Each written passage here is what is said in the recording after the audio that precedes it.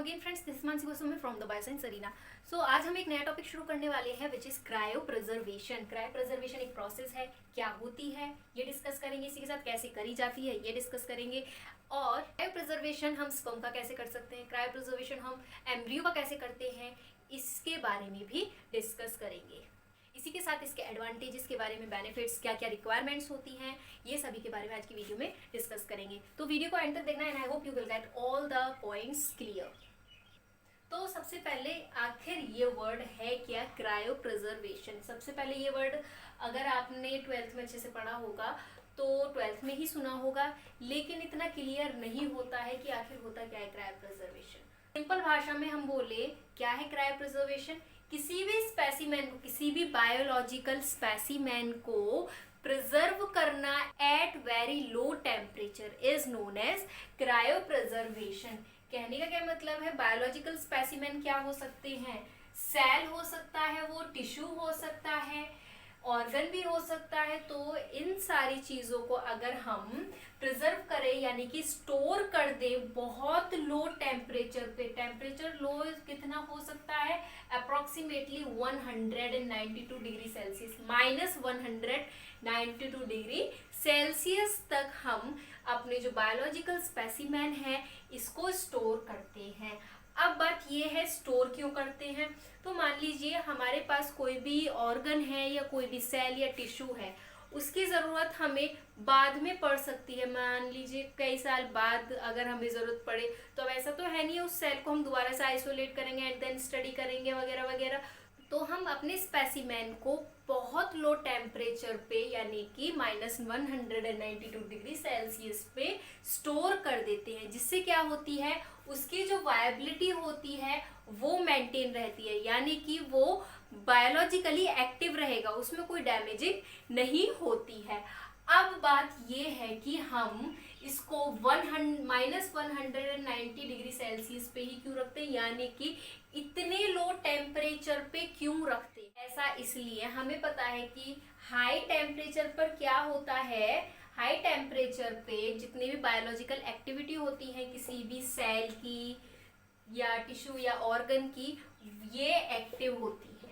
यानी कि high temperature पे कोई भी जो सेल होगी उसकी बायोलॉजिकल एक्टिविटी क्या रहेंगी, एक्टिव रहेंगी। बायोलॉजिकल एक्टिविटी से क्या मतलब है, रेप्लिकेशन भी होगा, ठीक है, ट्रांसलेशन, ट्रांसक्रिप्शन और जितनी भी मैकेनिज्म वो भी होंगी। और इसी के साथ जो मोस्ट इम्पोर्टेंट कैरेक्टरिस्टिक होती है हमारे सेल की, क्या है, एपोप्टोसिस।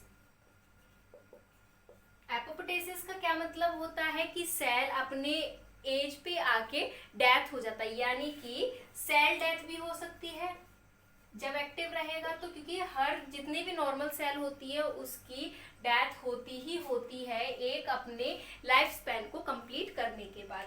तो अब सेल डेथ हो जाएगी तो अब ये जो सेल होगी हमारे किसी काम की नहीं रहेगी। तो इसीलिए बायोलॉजिकल एक्टिविटीज जो होती हैं सेल की, उसको इनएक्टिव रखने के लिए हम लो टेम्परेचर पे उसको प्रिजर्व करते हैं। तो मेन रीजन ये होता है, जब हमें ज़रूरत होगी तो हम उस सेल को आइसोलेट कर लेंगे यानी कि निकाल लेंगे एंड देन उस पे हम अपना वर्क कर सकते हैं जो भी हमें एक्सपेरिमेंट करना हो। तो इसको अगर हमें क्रायो प्रिजर्वेशन को डिफाइन करना हो कैसे करेंगे, it is the process of cooling and storing of cell, tissue, organ at very low temperature to maintain their viability. तो ये होता है क्रायो प्रिजर्वेशन। ये जो सेल या टिश्यू ऑर्गन होते हैं इसको हम किस में प्रिजर्व करते हैं, तो कोई तो मीडिया होगा या कोई भी रिएक्टेंट कुछ भी हो सकता है जिसमें हम इसको प्रिजर्व करते हैं। तो लिक्विड नाइट्रोजन के अंदर हम अपने स्पेसिमेन को प्रिजर्व करते हैं।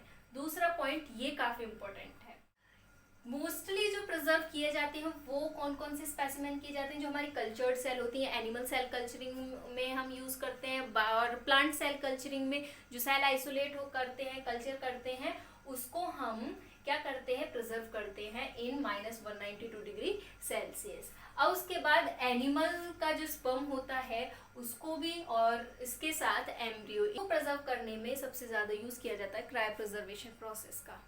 आफ्टर सेल कल्चरिंग हम उस सेल को कैसे प्रिजर्व कर सकते हैं ये प्रोसेस देखते हैं। सेल कल्चरिंग कर ली हमने, उसके बाद क्या करते हैं, सिलेक्शन ऑफ सेल, हम अपने डिजायर्ड सेल का उसमें से सिलेक्शन कर लेते हैं। उसके बाद कैरेक्टराइजेशन ऑफ, जो हमारे डिजायर्ड सेल थी उसको अच्छे से मॉनिटर्ड करते हैं, उसकी कैरेक्टरिस्टिक्स के बारे में अच्छे से हम डिटेल एक रख लेते हैं। एंड देन उसके बाद क्या करेंगे, क्रायो प्रिजर्वेशन के लिए सबसे पहले हम क्रायो प्रिजर्वेंट डालते हैं, जो कि ग्लिसरॉल और DMSO यानी कि डाई मिथाइल सल्फो ऑक्साइड का मोस्टली यूज किया जाता है। ये DMSO हम 5 से 15% तक हम ऐड करते हैं। अब बात ये है कि हम ये क्रायो प्रिजर्वेंट हम क्यों ऐड करते हैं, तो क्या होता है, वेरी लो टेम्परेचर पे क्रिस्टल बनने के चांसेस हो जाते हैं, तो क्रिस्टल ना बने यानी कि टू अवॉइड क्रिस्टलाइजेशन हम क्रायो प्रिजर्वेंट का यूज करते हैं। क्या करेंगे, हम फ्रीजिंग कराएंगे अपने सेल को कितने टेम्परेचर पे, 1 डिग्री पर मिनट, यानी कि 1 मिनट 1 डिग्री सेल्सियस उसमें इंक्रीज होता रहे। ठीक है, ऐसा क्यों, क्योंकि हम अपने डिजायर्ड सेल के कोई भी जो स्पेसिमेन होता है उसको हम डायरेक्टली -190 डिग्री सेल्सियस पे नहीं रख सकते, क्योंकि हम इतना लार्ज टेम्परेचर डायरेक्टली चेंज नहीं कर सकते। इससे क्या होगा, हमारे स्पेसिमेन की फंक्शनिंग पे भी फर्क पड़ता है। तो सबसे पहले हम सबसे पहले शुरुआत करते हैं फ्रीजिंग एट 1 डिग्री सेल्सियस पर मिनट। अब क्या होगा, जैसे ही हमारा जो सेल होगा -70 डिग्री तक पहुंच जाएगा, अब उसके बाद क्या करेंगे, हम अपने सेल को ट्रांसफर करा देते हैं लिक्विड नाइट्रोजन में, और जहां पर उसका जो टेम्परेचर होता है -196 डिग्री सेल्सियस का होता है। इस तरीके से हम क्रायो प्रिजर्वेशन कराते हैं अपने डिजायर्ड स्पेसिमेन या कल्चर्ड सेल का।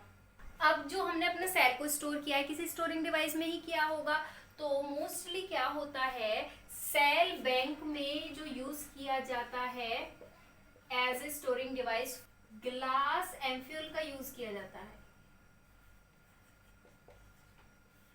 फॉर सीड स्टॉकिंग, यानी कि सीड को अगर हमें स्टॉक करना हो। अब इसके अलावा अगर हम लैब में यूज करते हैं, तो लैब में जनरली ग्लास एम्फ्यूल की जगह पॉलीप्रोपाइलीन का यूज किया जाता है, जिसका जो कि लगभग 1.2 मिलीलीटर तक का होता है। अब बात ये है कि अब हमने अपने सेल को क्या कर दिया, क्रायो प्रिजर्व कर दिया। इन केस हमें अब इस सेल की दोबारा जरूरत पड़ती है, तो हम इसको कैसे अपने क्रायो प्रिजर्वेशन में से बाहर निकालते हैं। तो अपने डिजायर्ड सेल को आइसोलेट करने के लिए हम इसका रैपिड थोइंग कराते हैं। थोइंग से क्या मतलब है, मेल्ट। क्या करेंगे, जो हमारा सेल था वो किस में था, एक एम्फिल में था, तो क्या करेंगे, ये जो हमारा एम्फिल होगा इसको हम तुरंत एक वार्म वाटर में, और इस वाटर का टेम्परेचर लगभग कितना होता है, 35 डिग्री सेल्सियस तक होता है, तो इसमें हम तुरंत ट्रांसफर करा देते हैं। ये रैपिडली कराया जाता है, क्विकली कराया, जो हमारा सैंपल है इसका क्रिस्टलाइजेशन ना हो। तो अब क्रायो प्रिजर्वेशन की क्या क्या एडवांटेजेस है। सबसे पहला तो ये कि by the using of cryo preservation जो एंडेंजर्ड स्पीशीज के जो जर्म प्लाज्म होते हैं उनको हम कंजर्व कर सकते हैं, यानी कि जो स्पीशीज अब एक्सटिंक्ट होने वाली है तो उनके जर्म प्लाज्म को, गैमेटिक सेल को हम कंजर्व कर सकते हैं फॉर फ्यूचर। सेकेंड इसका एडवांटेज क्या है, fertility preservation. Third one is multiple pregnancy को भी रिड्यूस करने में हेल्प करता है। कैसे, हम जो मेल गैमेट यानी कि स्पर्म और फीमेल गैमेट यानी कि एग को अगर हम एक बार में ही निकाल के आइसोलेट कर ले, आइसोलेट करने के बाद अगर हम इनका इनविट्रो फर्टिलाइजेशन करा दे की मदद से क्या होगा, एक न्यू ऑफस्प्रिंग आ सकता है, ये हमें पता है। तो बार बार हम स्पर्म और एग को नहीं निकालने की बजाय एक बार ही हम आइसोलेट कर ले एंड देन उनको क्रायो प्रिजर्व कर ले, तो हम मल्टीपल प्रेगनेंसी करवा सकते हैं। उसके बाद larger range of stock available, यानी कि लार्ज अमाउंट में हम किसी भी चीज़ को स्टोर कर सकते हैं, किसी भी चीज़ से मतलब अपने बायोलॉजिकल स्पेसिमेन को। एंड देन लेस कॉन्टामिनेशन, इसमें क्या होता है अगर हम प्रॉपर तरीके से करें, प्रॉपर इक्विपमेंट का यूज करके करें, तो क्या होगा, कॉन्टामिनेशन का जो चांस होता है बहुत ही कम होता है। इसके बाद कोई भी जेनेटिक डिसऑर्डर या म्यूटेशन होने के चांसेस में नहीं होते हैं, क्योंकि हम जितनी बायोलॉजिकल एक्टिविटीज होती है सेल को, उसको हम इनएक्टिव करते हैं। प्रिजर्वेशन हम मेल गैमेट यानी कि स्पर्म का कैसे करा सकते हैं। जैसे हमने सेल कल्चरिंग के बाद सेल का क्रायो प्रिजर्वेशन कराया, सेम प्रोसेस ही वो ही होती है। तो स्पर्म क्रायो प्रिजर्वेशन को हम जनरली स्पर्म बैंकिंग भी बोल देते हैं। ह्यूमन स्पर्म का जो क्रायो प्रिजर्वेशन कराया था वो सक्सेसफुली स्टोर कराया गया था अप्रॉक्स 22 ईयर्स तक, यानी कि 22 ईयर्स तक मेल स्पर्म को सक्सेसफुली क्रायो प्रिजर्व कराया गया था।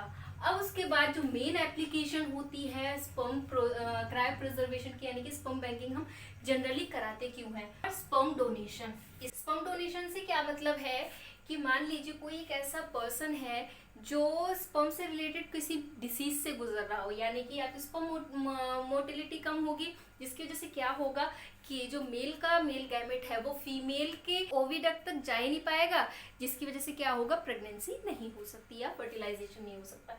दूसरा कंडीशन क्या हो सकता है कि गोनेडल कैंसर जो डिसीज है उसमें क्या होगा कि मेल गैमेट जो होता है वो प्रोड्यूस ना हो पाए किसी भी वजह से। इन तरह के केस में जो स्पर्म डोनेशन है या फिर हम बोले स्पर्म बैंकिंग है, एक बहुत इंपॉर्टेंट रोल प्ले करता है। वो क्या, ये जो स्पर्म बैंकिंग है यानी कि स्पर्म को हम क्रायो प्रिजर्व कैसे करा सकते हैं, सबसे पहले हम मेल में से सीमन को आइसोलेट कर लेते हैं, यानी उसके बाद क्या करेंगे, उसको हम सस्पेंड कराते हैं 10 से 20% ग्लिसरॉल ऐड करा के। हमने देखा था जो सेल कल्चरिंग का क्रायो प्रिजर्वेशन देखा था कि ग्लिसरॉल या फिर DMSO का यूज करते हैं एज ए।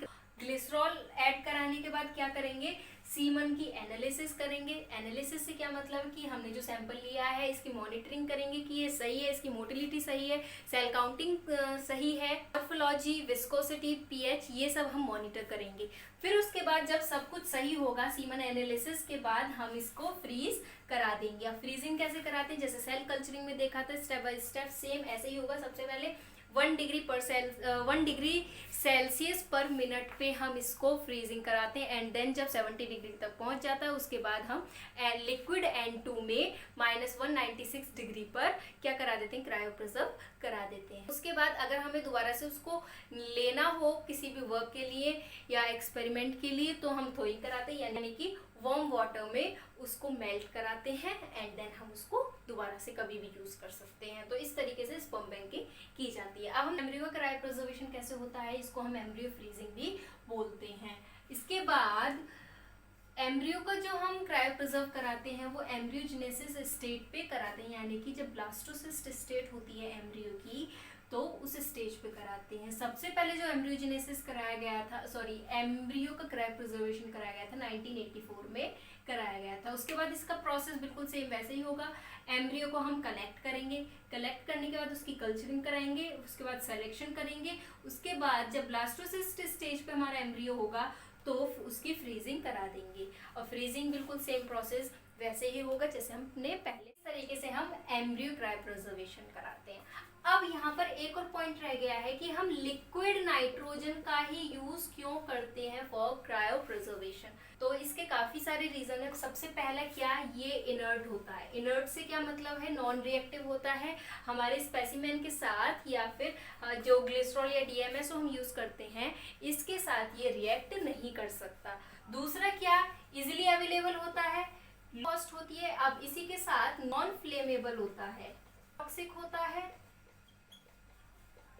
करते हैं। तो यहाँ खत्म होती है हमारी आज की वीडियो। और अगर आपको वीडियो पसंद आई हो तो लाइक बटन जरूर दबाएं। इसी के साथ अगर आपने मेरा चैनल अब तक सब्सक्राइब नहीं किया है तो चैनल सब्सक्राइब करें, ताकि आपको बायोलॉजी, बायोटेक्नोलॉजी, माइक्रोबायोलॉजी, इम्यूनोलॉजी, जितनी भी ब्रांचेस हैं बायोटेक्नोलॉजी की, उनसे related videos time to time मिलती रहें, जिसमें कि नोट्स भी प्रोवाइड कराए गए हैं।